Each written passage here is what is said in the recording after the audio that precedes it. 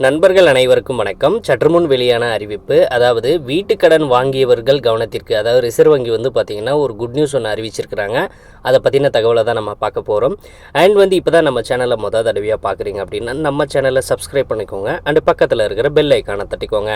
அப்போ தான் நம்ம போடுற வீடியோஸ் எல்லாம் உங்களுக்கு நோட்டிஃபிகேஷனாக வரும். வாங்க வீடியோக்குள்ளே போகலாம். ஸோ இப்போ பார்த்தீங்கன்னா வீட்டுக்கடன் வாங்குபவர்கள் அதிகரித்து வரும் நிலையில் இஎம்ஐ செலுத்துபவர்களின் எண்ணிக்கையும் அதிகரித்துள்ளது. தொடர்ச்சியாக 3 இஎம்ஐகள் செலுத்த தவறினால் வங்கிகள் சட்ட நடவடிக்கை எடுக்கலாம். இதனால் கடன் தகுதி பாதிக்கப்படும்.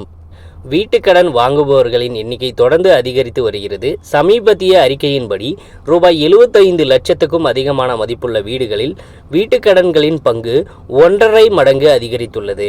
ஆடம்பர வீடுகளை வாங்க மக்கள் வீட்டுக்கடன் வாங்குவது அதிகரித்து வருகிறது. அதே நேரத்தில் இஎம்ஐ டவுன் செய்பவர்களின் எண்ணிக்கையும் அதிகரித்துள்ளது. நீங்கள் வீட்டுக்கடன் இஎம்ஐ செலுத்தவில்லை என்றால் வங்கி உங்கள் மீது நடவடிக்கை எடுக்கும். நீங்கள் பணம் செலுத்த முடியாவிட்டால் பின்விளைவுகளுக்கு நீங்கள் தயாராக இருக்க வேண்டும். வீட்டுக்கடன் இஎம்ஐ செலுத்தாதற்கு வங்கி உங்கள் மீது எப்போதும் நடவடிக்கை எடுக்கலாம். ரிசர்வ் வங்கியின் விதி பற்றி தெரிந்து கொள்ளுங்கள்.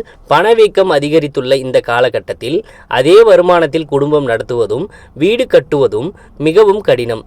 இதற்காக மக்கள் பெரும்பாலும் வீட்டுக்கடன் நாடுகின்றனர். முன்பு கடன் வாங்குவது தலைவலியாக கருதப்பட்டது, ஆனால் இப்போது அது மிகவும் எளிதாகிவிட்டது.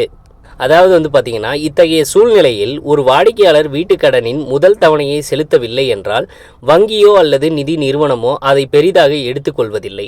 ஒரு வாடிக்கையாளர் தொடர்ச்சியாக 2 இஎம்ஐகளை செலுத்தவில்லை என்றால் வங்கி முதலில் நினைவூட்டலை அனுப்புகிறது. வாடிக்கையாளர்கள் 3வது இஎம்ஐ தவணையை செலுத்த தவறினால் கடனை திருப்பி செலுத்துவதற்கான சட்டப்பூர்வ அறிவிப்பை வங்கி மீண்டும் அனுப்புகிறது. ஒட்டுமொத்தமாக 3வது இஎம்ஐ செலுத்தாவிட்டால் வங்கி நடவடிக்கை எடுக்கும். சட்ட அறிவிப்புக்கு பிறகும் வாடிக்கையாளர் கடனை திருப்பி செலுத்தவில்லை என்றால் வங்கி வாடிக்கையாளரை கடனை திருப்பி செலுத்தாதவராக அறிவிக்கும். மேலும் வங்கி கடன் கணக்கை செயல்படாத சொத்தாக என்பிஏ கருதுகிறது. அதாவது மற்ற வங்கிகளில் இந்த காலம் 120 நாட்கள் வரம்பு முடிந்ததும் வங்கி மீட்பு பற்றி சிந்திக்க தொடங்குகிறது.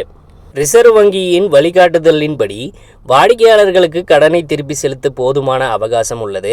பணத்தை மீட்பதற்கான கடைசி சட்டப்பூர்வ விருப்பம் ஏலமாகும். அதாவது ஏலத்தில் இருந்து பெறப்பட்ட தொகை கடன் தொகையை ஈடு செய்ய பயன்படுத்தப்படுகிறது.